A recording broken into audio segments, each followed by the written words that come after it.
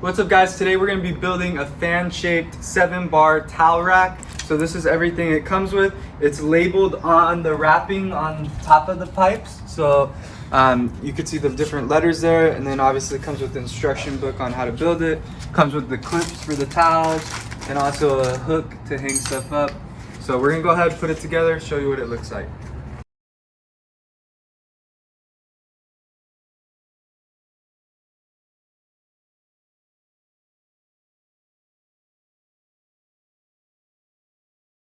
What's up guys, we got it built. Pretty easy, quick build. It's PVC pipe, so it just snaps in together.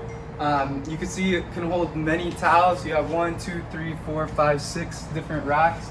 And it comes with clips, so you can clip your towel onto the different racks. Also comes with a neat little bag that will help you hold any other stuff you're bringing to the pool. It has holes in it so the water can kind of just drip through it and dry easier. Comes with a hook to hook it onto as well. So go ahead, check it out.